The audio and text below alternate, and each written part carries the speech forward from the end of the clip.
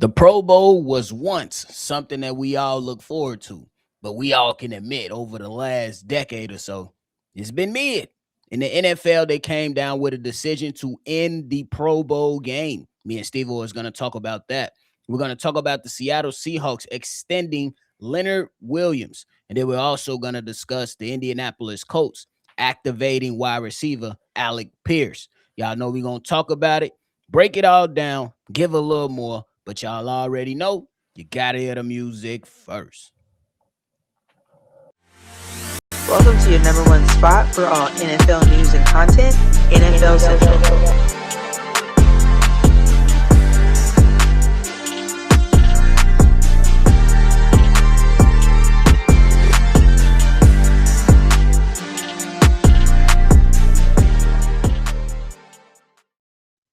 What's going on, football fans, and welcome back into another episode of NFL Central, your number one spot for everything NFL. I'm your host here, Bobby, joined by Steve-O. So if y'all like what y'all listening to, getting ready for the NFL season, love talking football, make sure y'all get in tune by simply hitting that like button and subscribing to the channel. Steve-O, what's the word? What's the word for? Pro Bowl. Can we use that as a compound word? Pro Bowl is no more. So yesterday, Steve-O, the NFL, hey, they laid down a number of things yesterday, but one of the ones that's, you know what I'm saying, wasn't really a shocker in a way because it was definitely needed to be done. But the NFL decided that they were going to eliminate their Pro Bowl game entirely. They're still going to name Pro Bowlers, but they will no longer host the game. Steve-O, how you feeling about the NFL saying, yeah, it's time to do away with this game? Not surprised. I don't really feel no way about it. It is what it is. I mean, down the pipeline, that's just how it's been treated. It turned into a game, and then it turned into two-hand touch. Then they actually turned into flag football, and then you just see where it's going. And quite frankly, I don't like the notion that a lot of people are trying to blame it on the players because, quite frankly, I think most of the players, if you allowed them to go out there and hit motherfuckers, they would. I think it changed when they made it a less physical game. And to be honest, I think it all started with R.I.P. Sean Taylor when he knocked the fuck out of that goddamn kicker. I think that's where it started because after that year, it just got less and less and less physical. So I think the rule change is probably the biggest thing to do with it because you can't touch nobody, especially no quarterback wants to get hurt in that situation. Rather not even getting tackled, you get your arm hit, bent, broken finger, you don't want none of that to happen. So yeah, if you ain't gonna take it serious, if you ain't gonna play a real game, ain't no point of really having it. So I see there's no point of having an actual game anymore, in my opinion. So it is what it is. I'm not shocked that they did this. I'm gonna keep it. Hey, I'm 100% with you. And I did see that damn Sean Taylor clip circling around social media yesterday. And yeah, they seen him lay that damn kick out, and they was like, yeah, no more. It was like a scene out of an action film with somebody getting hit with a 12 gauge. It was crazy. On the real. Duka. On the real, bro. But I'm not mad at the NFL for canceling the Pro Bowl game, Steve-O. This went from a game from being playing in actual football equipment, tackling equipment, to players pulling out flags and performing a modified soft tush push. It was terrible. And let's keep it a buck. Most of us ain't watched that damn game. Most of us didn't even watch all the other festivities that they had in the last few years. We overlooked that game because that's not actual tackle football that was being displayed on the football field. So for the NFL to make this decision, I'm cool with it. Just name your Pro Bowlers. We ain't got to watch that horrible game or that quote unquote flag football game. We can keep it pushing. We want to watch flag football. We'll just watch the high schoolers go out there and ball out on NFL Network during the summer. Bro. We don't want to watch these dudes go out there and BS. We good for real. But Steve-O, to add on to the NFL ending the Pro Bowl, they also laid down and sent out letters that for players who commit 3 violations in any of these categories in a season will be suspended for one game. The categories include the hip drop tackle, the horse collar tackle, launching, hit on the defensive player, and blind side blocks. How you feel about that decision coming down from the NFL? I ain't mad at it, but you just got to be right, and you got to be a little bit more, especially. I'll say the hip toss. I mean, the hip drop one because I see a lot of times when they call it, then I see a lot of times when they don't call it. So you just got to be more on par with it because every single one of those moves can lead to a devastating career-ending or season-ending injury. So I understand if you become offensive is 3 times, you gonna get suspended, and we already know the NFL gonna find a one way or another to get their money. So keep fucking up, you gonna have to give up that bread and give a game up. That is what it is. I agree with you, bro. But to your point, if y'all gonna sit here and suspend people, your referees need to call a foul. Yep. On the flag.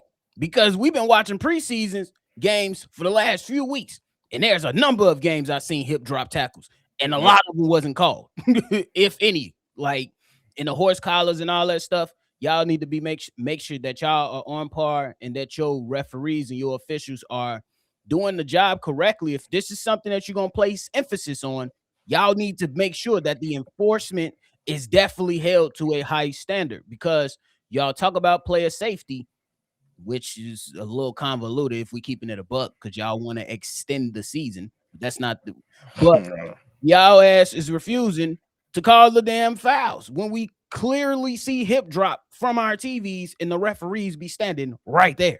Like, it's crazy work. I'm happy that they putting it out there, and we'll see what happens. Last part, Steve-O, before we move on, the NFL issued another statement that, boy, they was dropping dimes yesterday. They issued another statement. It was the meeting, so yeah, it was. Pretty much said that, hey, you ain't coming. If you decide to go back to college football, you ain't coming back to the NFL. You're gonna have to sit there and wait. And they, you know what I'm saying, they gave obviously more details to that. And I'm 100% on board with the NFL, bro. How you feeling about this whole ordeal? Including the SEC too. We called them out. I feel like that's exactly what it should be, because I don't know if you've seen the interview with Jalen Johnson on Nightcap, but they talked about it, and he didn't even have to say the whole goddamn phrase of what he's for the ask the question. He was like, no, that should not happen, because his thought process is kind of what I've been feeling, but I never said. He says it's just not a good way to teach a young man morally how to live life, because to me it's just a cop out. You can't be coming out here and doing all these years in college, and then you finally make that decision to forfeit all your, well, you should be forfeit all your eligibility, and then become a professional, and then something don't work out in the professionals, you run back to college. No, it shouldn't work like that. That leads to other problems. How is that supposed to feel versus the 5-star who been working his whole life to get to this point in high school, but he's getting beat out for a former 4 or 5-star who just returned from playing with pros and shit like that. And then even like coaches like Lane Kiffin, it's not cool to say, but when you really think about it, I'm gonna take the motherfucker that's older, who has the most experience, who's a former 5-star, over the person that I have to train up just because he a 5-star. That just makes the most sense. And to me, this shouldn't be an attack on the players, because y'all made it this way. Y'all need to do your due diligence and stop fucking around with these loopholes, because when there's a loop, Negro's gonna find it. That just is what it is. Motherfuckers gonna find a loophole if there is one. So you got to close up them holes, and you won't have these problems. But SEC as well as the NFL should be telling you, once you leave college, that's it. Yeah, because we've been seeing it going crazy over the last few years. Like, players partake. We've seen it more heavily with the NBA, and they never really put guardrails on this. We really just seen it come to where we are now when NFL players started to do this, but we've been seeing NBA players do this for the last few seasons. And I appreciate that thought from Jalen Johnson. And I'll add on that Marcus Spears was on Pat McAfee's show and talked about it affecting his children who are high school athletes making their way into the NCAA, one playing volleyball, one playing basketball. And Marcus Spears' son is ranked in the top 10 as a basketball player. But when he's going to talk to these coaches are only looking for one or two freshmen and then circling back on some of the guys that may be in the transfer portal and looking for some of the sophomores and the juniors and hell, maybe even seniors. So that's affecting not only the kids coming out of high school, but the people that then put in the work riding the bench for their freshman season. So I think it's definitely something that we need to continue to monitor. It's crazy that it got to this point because it was happening in other sports, but I'm happy that we reached this point with this shit. And shout out to the NFL for saying, you know what, we ain't finna let it ride for too long because the NBA let that shit ride for a while. Real talk. Still letting it ride. Yep. So we're going to see what happens. It's definitely interesting to see what's to come after this, Steve. I said it on yesterday's episode. You wasn't here. I said that it's going to be interesting to see what's the decision for the people that already signed and went back. It's going to be interesting because now we're going to be, instead of talking about football coming and getting ready to happen and basketball and guys getting ready for that, we're going to be talking about another damn lawsuit or another judge said X, Y, and Z and stuff like that, taking away the purpose or the happiness or the anticipation that we're all waiting for. We don't care about these damn litigation stuff, but we obviously had to talk about it since we covering the sport. So, but hey, good conversation there, Steve-O. We're going to move on over and switch gears and talk about the Seattle Seahawks. The Seattle Seahawks came into an agreement with Leonard Williams, and they extended him to a 3-year, $90 million deal, which is good value, in my opinion.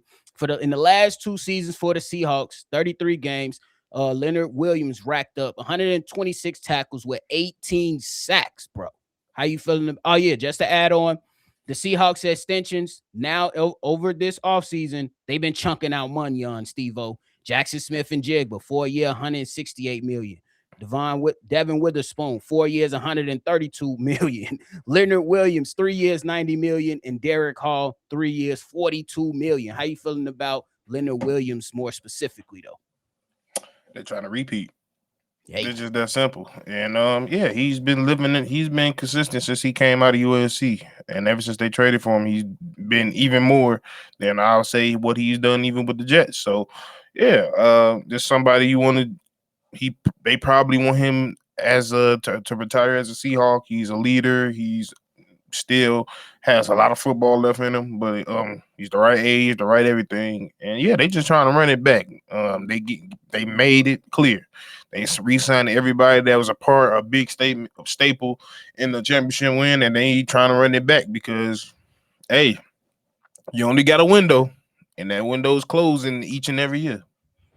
I agree with you, man. I think this is actually really, really good business over this offseason for the Seattle Seahawks. Yes, some people are going to talk about, letting Kenneth Walker go on to Kansas City. But ultimately, these guys still have damn near the same team that they won a chip with because of how they built this team out, how they spent money and invested on their blue chip players, how they're able to utilize the Seattle Seahawks, that is, how they're able to utilize Sam Darnold's contract as being something that catapults this team and making them a real contender in this league, at least for another damn season and who knows how long, But Steve-O, that's why I want to lead into this question.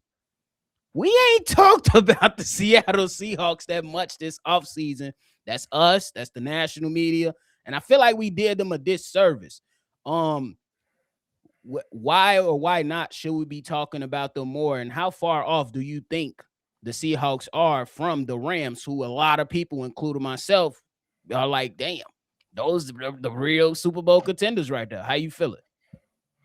I don't think we're not talking about them. And I think it's just they've earned the respect of the whole league already. There's nothing to prove no more. Versus with the Rams, they proved that even with as much talent that they had last year, they felt like it wasn't enough. So I think it's just a combination of it being L.A.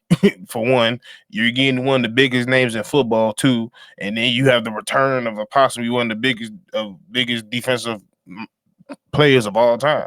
So it just 3 massive moves is the reason why I think they're the fake quote unquote contenders, because hey, well, you now let alone not bringing up Trick McDuffie and everything else that they made, like they made significant moves to beat this team. And I think I think the conversation is it going to be what we thought it's going to be again? We looking at the Seattle and Rams matchup all over again, because we think that's whoever got to go win the championship or Super Bowl this year they got to go through one of them at one point. So I think that's what we all at this point. But I think the only move that really got the most move is the biggest, I would say, media thing that came out of Seattle is you let the MVP of the Super Bowl go. Yeah. I think that was the biggest thing outside of the extensions. Obviously, we did cover those things, but a lot of the hype, to your point, has been around the Los Angeles Rams. And I think it's to your point. They went out and signed and made some crazy trades for really, really good players. Trent McDuffie, and then the blockbuster trade with Myles Garrett. So obviously, more people are going to be talking about those things for the Rams versus Seattle Seahawks team. That's, you know what I'm saying? They chilling. They pretty much chilling. The most thing that you could talk about them is how Mike McDonald, how great he's been on Hard Knocks. Like, that's the crazy part. And that's outside of those extensions we talked about. But I do think it's a two-headed race. And let's all remember the Seattle Seahawks, they played them Rams 3 times last year and beat them twice. And that last time they played them, that was the one that counted, because they pushed them on into getting closer to that championship, and the Seattle Seahawks went and captured it. So it's going to be interesting to see. And y'all make sure y'all stay tuned for next week. We're doing prediction week all week, breaking down our thoughts on each division, and predicting our winners, along with some awards around the NFL, man. It's going to be real fun. So y'all make sure y'all lock in on that. Now, Steve-O, before we get up out of here, we got to talk about the Indianapolis Colts. Indy. They have activated wide receiver Alec Pierce. He should be working his way back. How do you feel about the addition returning for the Indianapolis Colts? Big. You gotta make this is a move that you chose a lot of a player over. So Alec Pierce got to live up to it, and I think he will, especially next to Pittman. So that's the new duo. That's the new future of that franchise, and it has to work, because frankly, you paid your quarterback, you paid your running back. Everybody else, for the most part, is paid for. You got your line. You got to go out there, try to make a swing at this Super Bowl too, quite frankly, because if you don't, what you make these moves for? What you pay your quarterback for? You ain't paying no chunk change either. You ain't paying his running back no chunk change either. So you go out here, you get a healthy Alec Pierce back, and hopefully this duo between him and Pittman can work. I know, which Pittman I think it will. Pittman went to. I went to Seattle. I mean, went to Pittsburgh. Yeah. Mm-hmm. But they definitely banking on a lot of. They definitely chose him over Pittman though, because Pittman was due to get paid and re-up. But I do think it's a good addition for them. We're gonna see what happens. They really, really played well to start the season last year. Daniel Jones get hurt, their season pretty much goes down the drain. Yep. And they got a lot of pressure on them, bro. They got a lot of pressure on them. You know, a lot of people been talking about head coach Shane Steichen for the Indianapolis Colts being on a hot seat, even though some players are vouching for him. But obviously, we know this type of league. It's a production-based league, and you got to perform and you got to produce. That's just how shit go. That's just how it go in the NFL. But, Steve-O, I want to throw something at you that's off topic and move on to the New York Giants.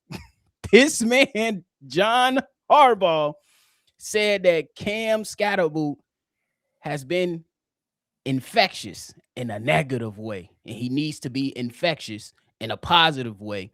And the context to that is he got in a fight yesterday with some defensive players because after he caught a pass, he slid on the ground and almost took away 2 defensive player legs, and that's not the first time that it happened.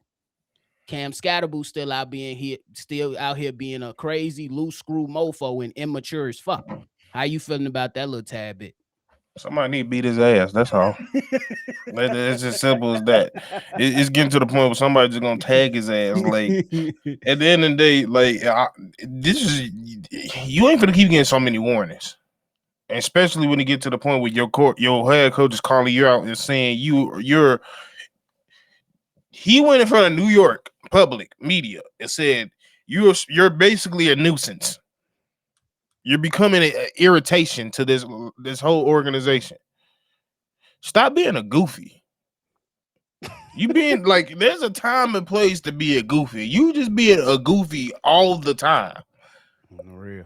Now I'm starting to see why y'all wasn't get drafted as early as you should have been, because you just goofy all the fucking time. Ain't nobody got time, especially in no man sport of football. Yeah, there's time and place, but goofy all the fucking time, especially when you goofy around and you almost get somebody hurt. That's the quickest way to get put on your fucking neck. No, real. And I'm telling you right now, you don't want to have the whole defense mad at your ass. That's a fact. let your ass go get tagged on the field unfairly. Watch your team not back you up. Yeah, another scenario was that they were told before practice started, nobody's tackling. This bozo goes and truck one of the linebackers. Like, what are we doing, bro? And then Steve-O, I didn't put it in the show because I really didn't believe it, but it could be something, but maybe something we talk about down the line. There's some rumors circling around that the Jets are preparing themselves for Mike Tomlin. Mike Tomlin can handle New York. I'm just letting y'all know that. But it's just a rumor right now that somebody said is gaining traction. I don't know. Yeah, but if I'm Mike Tomlin, no. Why the fuck would I want to do that? They got talent. They need culture. Yeah, they got talent, but that's the wrong team. No, the gang green is infectious, huh? No pun intended. It's just like with us a couple years ago. It's just certain teams, and that you really got to sit back and talk to your wife and be like, do we really do this? No, real. Because it's certain, I don't know. It's a daunting task with certain organizations. Yeah. And the Jets is definitely top 3 in that category. Yeah. That's true. That's true. But hey, man, you got anything left? That's everything. For Somebody sure. smack the fuck out of Cam. But hey, man, we appreciate y'all, because that is it from us today. We appreciate y'all for tuning in to another episode. Before you get up out of here, ensure that you hit that like button, that like button, and subscribe to the channel for all the things surrounding the NFL. We are closer and closer to the NFL season. Steve-O, we got college football this Saturday. Bill Belichick, what you got for us? Because they calling you mid, brother. What you got? I'm calling your ass because that was a terrible season. No, the real. But hey, man, we appreciate y'all. Make sure you always love football. And y'all already know we're going to catch y'all on the next one for sure. Peace. This has been a presentation